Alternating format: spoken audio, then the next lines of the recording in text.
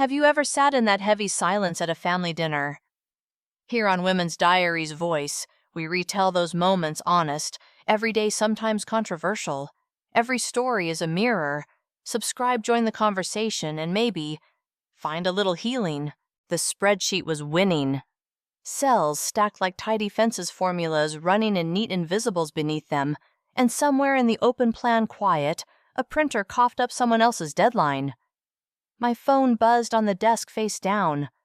I almost let it die there until the second vibration insisted. Mom. The name lifted a small old knot under my ribs, the kind that tightens before you have time to think. Hey, Mom. I kept my voice level office appropriate. Harper. Marianne's voice was papery. Honey, I'm not feeling well at all. I've been dizzy for days. My chest. She paused and let a thin breath tremble across the line. Your father's working every shift they throw at him. I'm here alone. I need you. Problem-solving lives close to the skin when you're used to it. Did you talk to urgent care? Do you need me to call an ambulance? I don't want to be dramatic, she whispered. I need you. Tessa's swamped with the kids. Could you come home 2 weeks until I'm stronger? 2 weeks. My calendar stared back at me from the second monitor. 3 client decks, 2 stakeholder reviews, a standing check-in I had promised wouldn't slip. The knot under my ribs tugged again. Duty dresses itself like love if you don't read the label. Okay, I said, already stacking hours in my head. I'll make it work. You've always been dependable, she said, and that word landed with the soft weight of a hand on the back of the neck. I hung up and stood before I could rehearse excuses. My manager's door was open. Alicia Chen glanced up, clocking the face I bring out for fires. Walk with me, she said, nodding toward the glassed-in huddle room that pretends to be private. It's my mom, I said, palms open. She says she's not well. Dad's working. They need someone for a couple of weeks. What's on your plate this sprint? Alicia asked, voice already reshuffling. I rattled off names and dates. She considered then family first. Send me everything that's hand-offable by 5. We'll cover. Also, her mouth tilted, not quite a smile. Take care of you too. Don't spend 2 weeks being a ghost in somebody else's house. I nodded, grateful in a way that lands behind your eyes. Back at my desk, I booked the first morning flight to Ohio and a taxi from the airport to Cedar Ridge, the town where my childhood still knew the bike routes by heart. I hadn't been back in 4 years. Not for Christmas, not for birthdays. The last time anyone had used the word visit, it had been attached to a money request. That night, the suitcase made its familiar mouth on my bed, and I fed it the easy decisions, jeans, sweaters, the navy dress that can pass for polite without trying. I set my alarm for too early and left the blinds cracked so morning could come in without knocking. The flight stitched the country together under cloud mountains, like knuckles pressing up, then fields drawn with a ruler. At the Columbus airport, the rental car counters gleamed like toothy smiles. I took a taxi instead. The driver made small talk about football and a new strip mall. When he asked how long since I'd been home, I did the math in my head and said a while. Cedar Ridge hadn't learned any tricks in my absence. Ranch houses shouldered the wind in low lines. Lawns were winter flat, flagged at the corners by mailbox posts. Someone had left plastic pumpkins on a stoop too long. They stared up at February like they'd missed their cue. My parents' place faded blue siding porch rail that always needed repainting, weighted with a welcome mat that said, "Bless this mess," in a cheery font my mother would never admit she liked. My heart kicked when I knocked. I had made room in my chest for a pale face, for a slackness at the edges that would confirm my reasons. The door swung open on Marianne with fresh auburn hair and lipstick that had learned its line. Earrings matched her blouse exactly. She looked like someone headed to the church fundraiser, not a person whose chest had asked for prayer. Harper. She reached for my arm, her perfume tidy and familiar. You made it. Are you okay? I heard the question come out like it had forgotten how to sit down. You said dizzy. You said, oh, that. She flicked her hand and the air took it like a gnat. Just a little fib to get my girl home. She stepped aside, ushering me into the house that smelled like lemon cleaner and something tomatoed in the oven. Surprise. For a beat, I stood there with the suitcase handle still in my grip, the rubber wheels leaving a polite dot on the entry rug. From the living room came voices, laughter, the sound of a television turned down to pretend it wasn't on. "Look who's here!" my mother sang into the room that used to hold Christmas. Bruce was in the recliner Sunday newspaper, folded like a paper fan on one knee. He looked over the top of his readers and offered me the small grin he keeps for good news and spilled salt. On the couch, Tessa with her hair in a clean ponytail.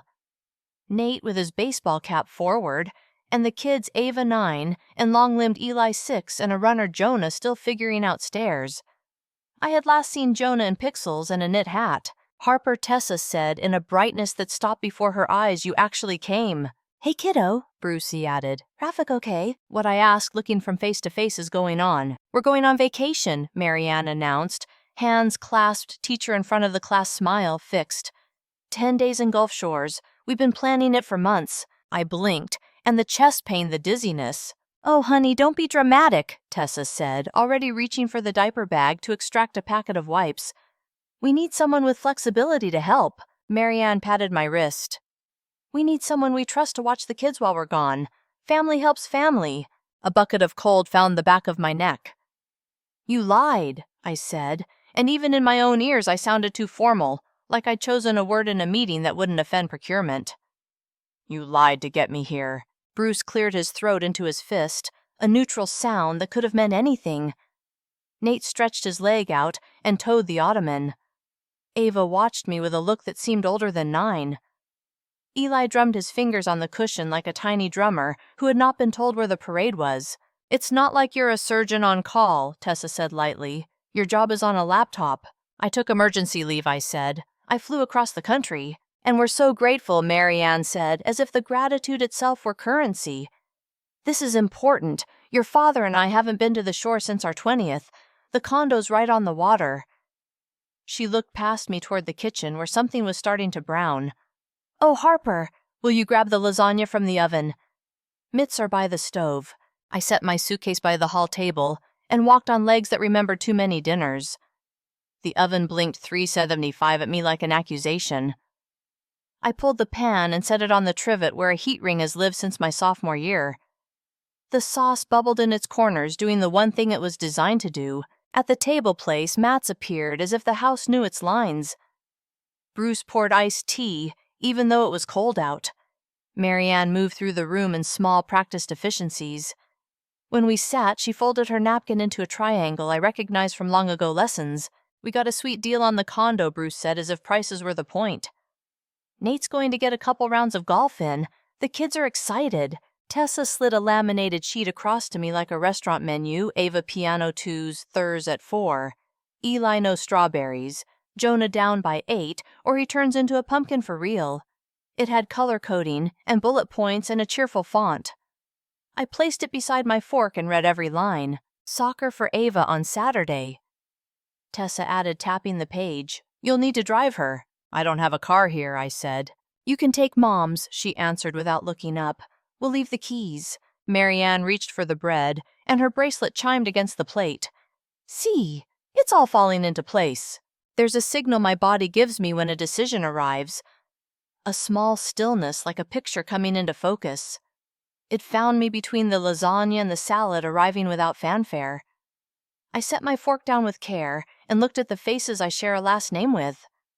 The room smelled like oregano and lemon, and the floor polish we've always bought from the same aisle. "Family helps family," I said, and my voice sounded like a song I used to know.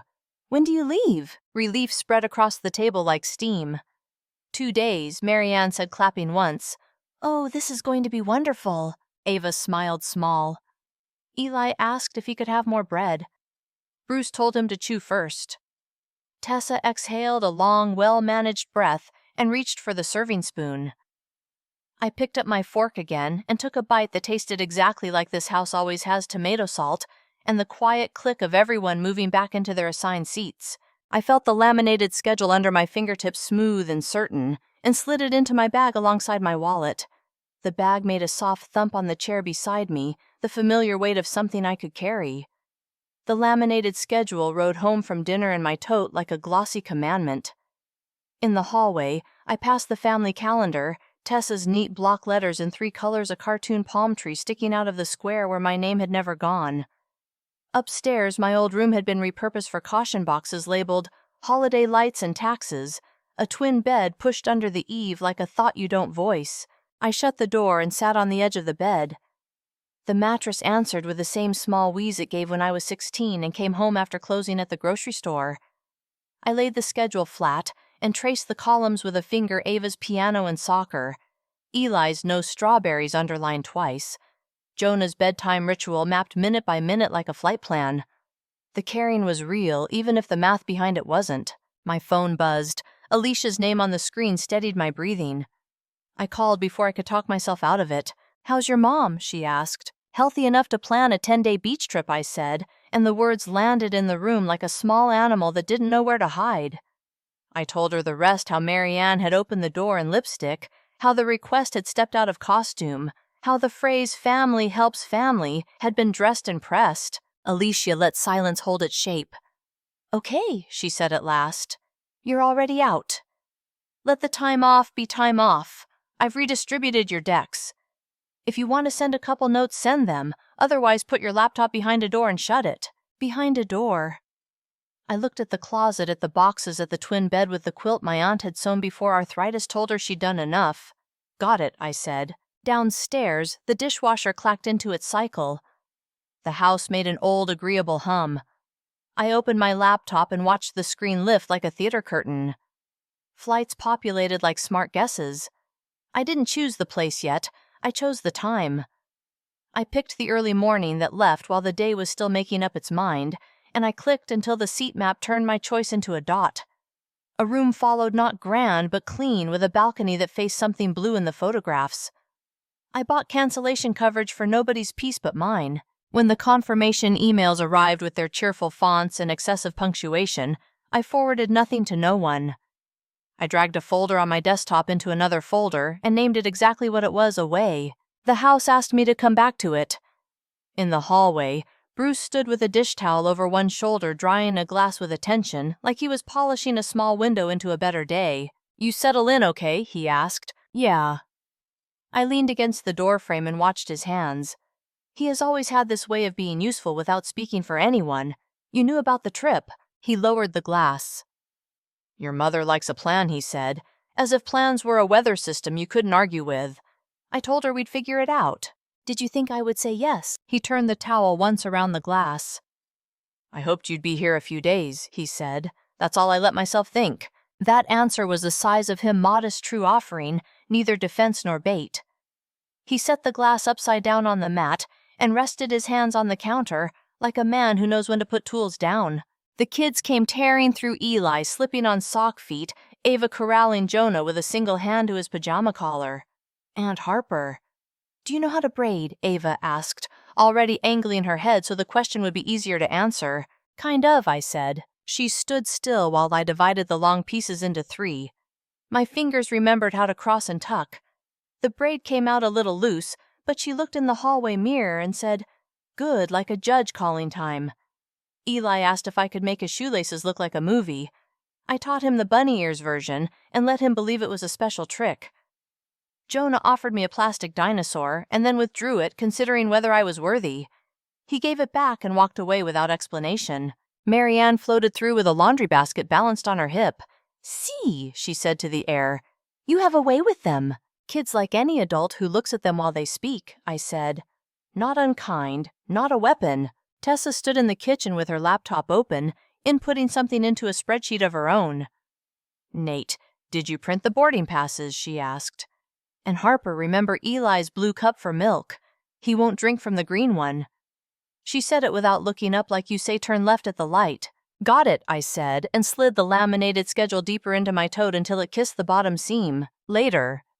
After the house put on its nighttime voice, I walked to the drugstore a half-mile down Main, because jet lag and muscle memory had put too much air in my chest. The familiar things were still familiar, the hum of the refrigerators, the smell of dryer sheets, the candy racks pretending to be a party. I bought sunscreen and a paperback with a cover that promised it wasn't trying too hard. I added a wide-brimmed hat with a tag that said packable in shouty letters, and a swimsuit that had the dignity to come in my size on a Tuesday in February. I paid cash because that felt like privacy. Back home, I rinsed a glass and drank water until the travel dryness loosened. On the fridge, a magnet held a photograph of Tessa's 3 kids standing in front of a corn maze last fall, all squint and teeth. On the counter, Marianne had left a note, "Harper, can you swing by the pharmacy tomorrow for travel earbuds M?" The pen had pressed hard on tomorrow. In my room, I zipped the new things into a canvas pouch and tucked it beneath my folded sweaters. The pouch slid into the suitcase's interior pocket, a private room inside a private room. I closed the case without latching it. I lay back and let the ceiling find me. The house carried everyone, as it always had, a soft footstep from Tessa's end, the cartoon voice of a late commercial, the heating system reminding the night it still had a job. I thought of the years layered under this paint birthday candles, and detention's summer storms that rearranged the backyard furniture. The one winter, a pipe burst, and Bruce swore into his sleeve. Memory is not sentimental, it's practical. It keeps what it can use. In the morning, I woke to the smell of coffee and the scrape of chair legs. Marianne had the color-coded printout spread open on the table again, adding notes in the margin with a pen she reserved for serious lists. "If you run the dishwasher at night, she said it'll be ready by breakfast." She didn't look up. "Good to know," I said. Ava shouldered her backpack. "Coach says we can't be late," she announced, as if lateness were a contagious disease. "We won't be," I said, and tied her scarf so the knot would sit to one side where it wouldn't itch. Eli hopped in a circle and asked if I could find his blue cup. I found it without being told where it might hide. Jonah thumped his palm against the fridge and laughed like a man in a bar who had just heard a good story. Nate fiddled with the family SUV's key fob until the horn chirped. "We should get going," he told Tessa, beating traffic. They kissed the tops of small heads and the air near cheeks. Marianne held the door and narrated reminders like a gentle alarm sunscreen chargers the bag of snacks. "Harper," she said, touching my arm before she stepped onto the porch, "I knew we could count on you." Her eyes shone in a way that would have looked like love to an untrained witness. "Have a good trip," I said. The door shut, and the house held its breath.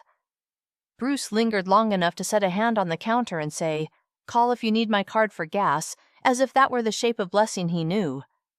Then he left too, to work, or to errands, or to a bench somewhere men like him trade weather and scores. Quiet has a pitch. This one rang clear. I walked to the window and watched the street pick up its ordinary. The neighbor with the tiny dog. The postal truck's right-hand drive that always looked wrong. A teenager scraping frost from a windshield with a library card. I opened my tote, checked the folder marked away, and closed it again. The suitcase yawned. I fed it clean clothes that didn't advertise their purpose. At noon, I took the kids to the park because the body remembers how to keep moving when the brain is busy. We climbed and slid and counted crows. On the way home, Ava asked if I would come to her next game, even if it's cold. I said yes, because it was now, not later. Eli pressed his mittened hand into mine and measured our steps. Jonah fell asleep in the stroller with his mouth open like a small O of surprise. Back at the house, I made grilled cheese with the patience of a person who knows where the good pan hides. The crust curled just enough. The blue cup behaved. Nap time obeyed a clock I hadn't set. When evening came, the sky went gray in increments. I packed what needed packing and left out what could pass as ordinary. I set my alarm for an hour that belonged to no one. I cracked the window for a slip of cold, then lay down with the suitcase closed at my feet and my shoes pointed toward the door. The yes on my face held quiet as breath. The alarm sounded the way dawn does in houses that remember you, a small insistence, more suggestion than siren. I cut it off at the first note. The room was the gray of dishwater. I dressed in the quiet clothes I'd laid out, soft jeans sweater that didn't squeak, and slid my phone into my back pocket where it could mind its own business. The suitcase handle rose without complaint. I eased the door open, counted the hinge squeaks none, and moved down the hall on the part of my feet that remembers dance class from 2nd grade. The house kept its night breath furnace kicking once settling, a pipe speaking in the walls. At the top of the stairs, I paused and listened for small bodies, for the particular thump of a child who has abandoned sleep. Nothing. In the kitchen, a square of light from the stove clock made a little island on the floor. 47. A note on the counter read, "Remember Tylenol for travel." The underline had cut the paper. I set the note aside, not to disrespect it, but to walk around it. The blue cup glowed faintly in the drying rack like something that believes in its own importance. I kept my shoes in my hand until I reached the back door. Marianne hates shoes on the wood. Old habit, new hour. The deadbolt slid back with a sound I wanted to apologize to. Outside, the air had teeth. I put my shoes on the step with my breath collecting. The sky wasn't yet interested in color. The neighborhood was a diorama, cars sleeping a porch light that no one had remembered to turn off the flag next door trying to move. I pulled the suitcase behind me over the small crack in the walk that always trips you if you don't honor it. Once I turned the corner, I called a taxi. The dispatcher's voice sounded like coffee and the beginning of someone else's day. At the curb, a sedan idled with its hazard lights keeping time. The driver took my bag without ceremony. "Airport," he asked. "Please." We rolled through streets I used to learn by mailboxes and now only measure in minutes. Cedar Ridge yielded to the highway, and the highway gave us to the first pale suggestion of morning. I watched my reflection in the window lean over exit signs and the backs of trucks. At the airport, the sliding doors opened like a breath taken after too long underwater. The terminal smelled like floor polish and cinnamon that had lost its fight. Over the loudspeaker, someone was losing a boarding group politely.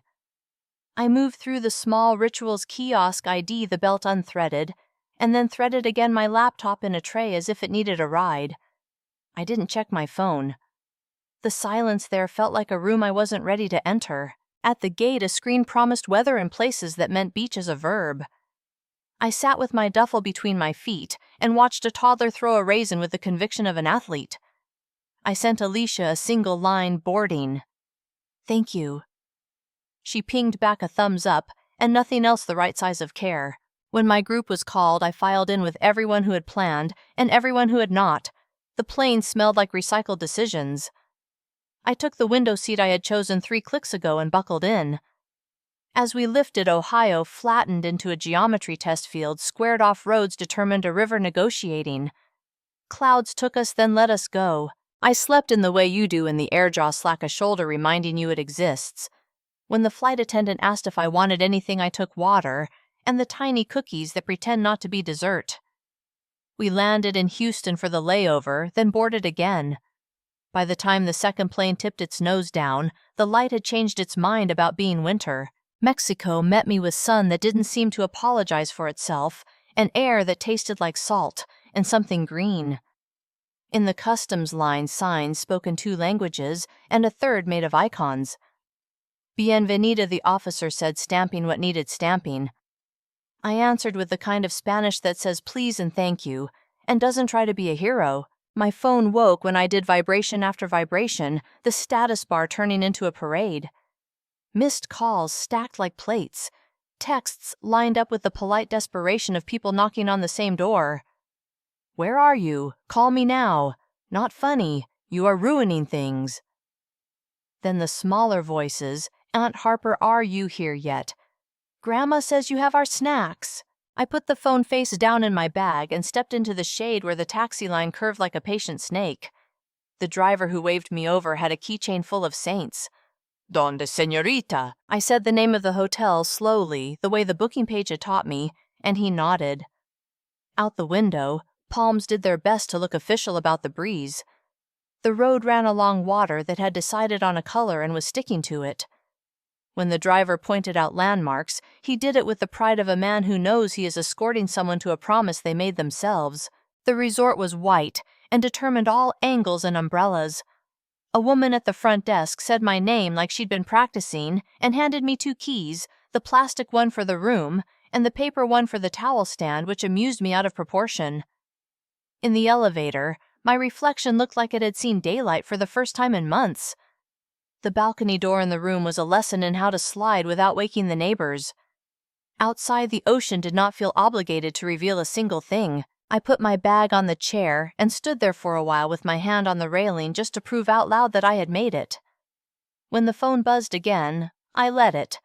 Then I turned it over and scrolled just enough to confirm what I already knew. Marianne's messages formed a chorus. Tessa's came clipped and efficient. "You need to get back. We can't leave without knowing you'll be here." "Bruce, one message only. Call when you can. No pressure there, just a place to put a voice." I called my mother from the balcony with the ocean operating at a volume that made her sound farther away than she was. "Where are you?" she asked, no greeting. A crackle like a match striking. "In Mexico," I said. "Cabo." Silence. The kind that rearranges a room. "You're joking," she said. "I'm not." "You need to get back here. We missed our morning window because of this. We can't reschedule now without fees. We have reservations." "I'm not here to babysit," I said. The words were not sharp. They were a measurement like checking a level and seeing the bubble land center. "You told me you were ill to get me on a plane. You didn't ask. You didn't tell the truth. We didn't lie," she said, finding the edge of the sentence she wanted. "We stretched the truth." "Families do what they must. I flew 2,000 miles, I said. You can hire a sitter or ask a neighbor or cancel. I'm not the plan you make after the plan." On her end, papers rustled, or she moved her hand against the receiver, in a way she's always done when she's sorting what to say next. "Your sister is devastated. The children are crying. Your father is—" She stopped, then started again. "This is hurtful, Harper." "So was the phone call," I said. The ocean threw a soft sheet over the railing and took it back. "If you wanted help, you could have asked me. You chose something else. Are you punishing us?" she asked, real anger showing through the polish. "Is that what this is?" "No," I said. "I'm on vacation." She took that in like it had an aftertaste. "We'll remember this," she said, which was the truth in more ways than one. "I'm hanging up now," I said, "because there's a version where you keep talking until everybody is tired and nobody is changed. Take care." I pressed the red circle and let the phone cool. Downstairs, the bar on the edge of the pool served drinks that came in glass, not plastic with salt, that tasted like a decision. I asked for a margarita and sat on a stool that had been warmed by someone else's afternoon. When the drink came, I lifted it once toward the water. Not a toast, not a victory, just an acknowledgement of location. I did nothing for a long time. That turned out to be something. The wind moved through the palms without needing a name for what it was doing. On the horizon, a boat drew a white line and erased it. I finished the glass, asked for water, and let the shade do its work. Back in the room, I set my phone to Do Not Disturb and placed it on the dresser beside the folded towel key. Two objects with different ideas of authority. I stood on the balcony until the sun slid low enough to admit a cooler thought. Then I lay down on the bed with the curtains open and listened to a place that didn't know me get on with its evening. Mornings in Cabo arrived already awake. Sun on the tile, a strip of salt drying white on the balcony rail, the towel key winking from the nightstand as if it had a personality. I took the long path to the beach on purpose, through a hedge of hibiscus where bees were busy enough to make a sound down a boardwalk that clicked under my sandals past a lifeguard yawning into a paper cup. The water was the right temperature for someone who wants to forget their name for 9 seconds at a time. I swam until my shoulders loosened their argument. When I came out, a woman wrapped in a striped towel handed me a plastic cup and said, "Hydrate, amiga," with the casual kindness locals save for visitors who are still learning how to be here. I drank and watched the horizon do its job. That afternoon, I let myself be a person who likes small errands in new places. I found the market tucked behind the pharmacy, learned the word for limes and how many fit in one hand, bought a cheap straw hat with a crooked band, and decided the crookedness was the whole point. Back on the balcony, I recorded the quiet sounds the umbrella rope knocking the pole, the slow zipper of a kite on distant wind, into a voice memo that I labeled not with a mood but the date. I met Dylan on the third day by not looking where I was going. I stepped backward to get a photo of the courtyard bougainvillea and bumped a man carrying a tray of potted succulents. One pot skated turned and sat down again without breaking. "Nice catch," I said, and we both laughed at the same time. He was sun-browned and a little dusty in the way people are when they've been measuring things outside. A laminated badge on a lanyard read design. He set the tray down on a knee like he'd rehearsed it. "We're redoing the planters at the East Pool," he said. "Apparently the agaves offended a particular influencer." "What did the agaves do?" "Existed with spines," he said. "We're going softer. Euphorbia, some aloes. Nothing that pokes on a selfie." I admitted I didn't know the names beyond pretty. "And don't die, please." He grinned. "I can work with that." He asked if I wanted to see the palette, and the sentence wasn't a trick. He showed me small plants like ideas, waxy, improbable greens, a red edge something that looked like it had drawn itself. "You from around here?" he asked. "Seattle," I said. "Good coffee?" He nodded respectfully. "And rain that remembers its job." We walked the path once more, so I could get back to my room, the succulents riding his palms like a quiet parade. It wasn't flirting so much as the kind of conversation you have when nobody expects favors. In the elevator, he said, "If you like tacos al pastor, the place across from the pharmacy burns the pineapple on purpose." It sounded like a map someone had folded for me. We crossed paths again at the bar where they take salt seriously at the shallow end, where kids practice not drowning in the shadow of a wall while he sketched a curve with a carpenter's pencil on the back of a shipping receipt. He said he makes yards make sense, that he designs the place where houses decide not to be alone. I said, I make numbers behave until they tell the truth. We didn't try to impress each other. It felt like a room with all the chairs pulled out already. On the fourth evening, the sky turned the color of cut papaya and refused to be ordinary.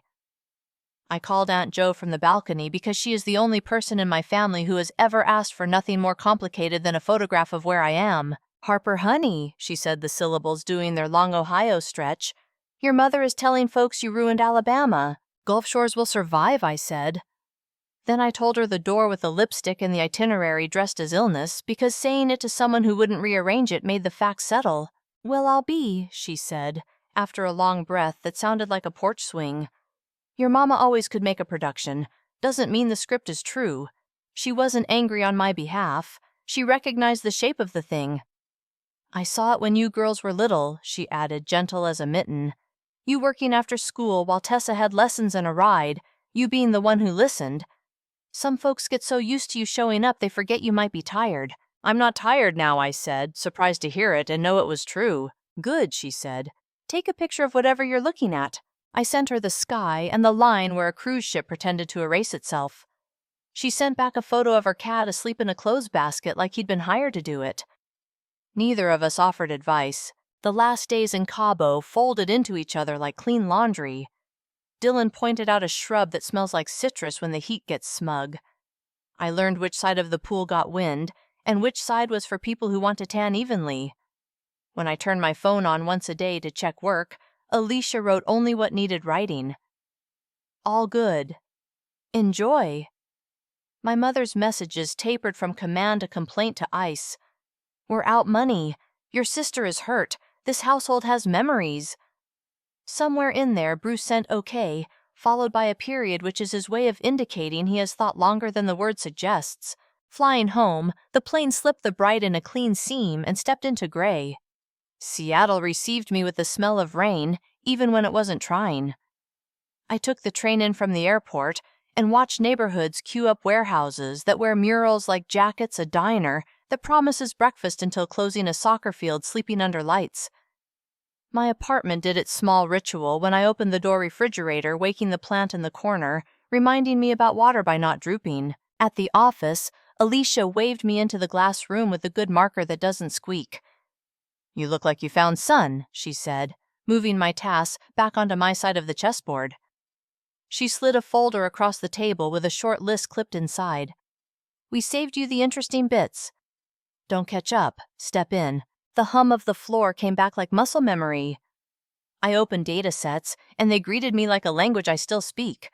At lunch, I walked around the block in a light rain and watched puddles mirror traffic lights.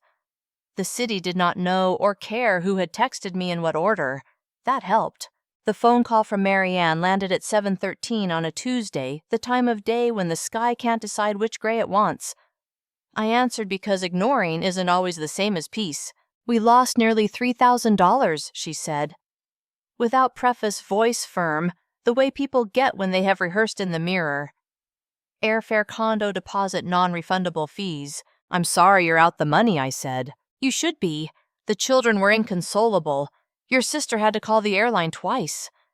This was cruel Harper. "I'm not available for name-calling," I said. "If we're talking in good faith." Silence. Then a softer clatter, maybe a fork on a plate, maybe her bracelets rearranging themselves.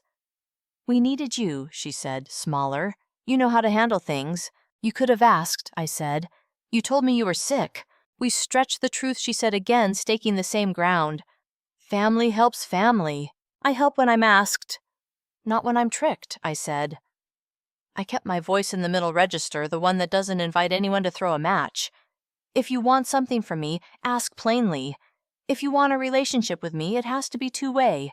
You think we don't love you, she said, which wasn't a question. I'm saying I need to be treated like a person, not a plan, I said. She exhaled into the phone. I could hear the kitchen clock at their house if I listened for it, the tick that lived behind every holiday. I'll think about what you've said, she managed. Then quickly, as if embarrassed by the concession, your father said hello. Tell him I said hi, I said, and we let the line go quiet on purpose, after I put the phone on the counter and left the room so it could cool on its own.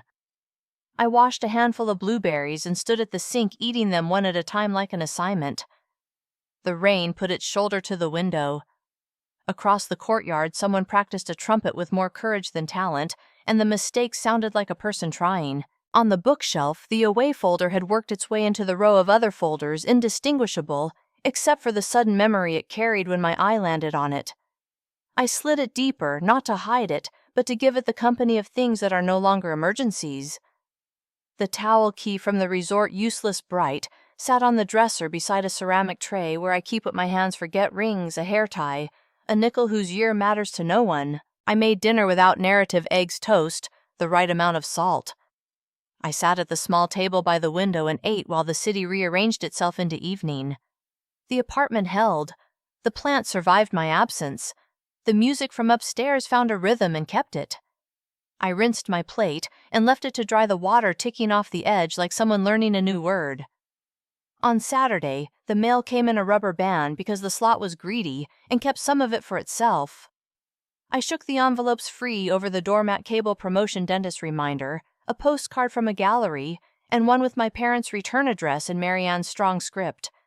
The paper was the kind she buys for holidays, a little heavier, a little whiter, daring you to crease it wrong. Inside, a check and a note that said, "For the money we borrowed. Sorry it took so long. Mom." No sermon, no extra line. Bruce's handwriting appeared in the corner like a guest who opens the door gently. "Love, Dad." I set the check on the counter and stared at it the way you look at a photograph that almost includes you. My bank's app blinked open like a diner sign. I deposited it. The camera framed the numbers, thought for a moment, and said yes. I sent one text. Received, thank you, and placed the note beneath the ceramic dish where I keep the things I don't want to sweep away. The towel key from Cabo made room for it without protest. In the afternoon, the rain remembered its work steady on the window street, turning the color of tea left too long. I cleaned the sink with baking soda, because that is what my hands did when my head needed a small job. A tulip on the table, one I had bought, because it looked like it had ordered its day open further. My neighbor upstairs practiced the trumpet again. Fewer wrong notes, more courage. Around 5, my phone buzzed with Aunt Jo, and the middle of Ohio ring that always sounds like a screened porch. "Caught your mother out front," she said. "She told me they should have said straightforward like what help they needed, which is as close to confession as you'll get without a priest." I could hear her smiling without judgment. "Thanks for telling me," I said. "That check came, I suspect," she added, and when I told her yes, she said, "Well, good. I'll be over here making banana bread without measuring like a sinner," and then described the cat as if he were a roommate who paid rent and naps. We didn't fix anything. We kept each other company. Tessa texted that night. "The kids miss you. No apology, no question mark."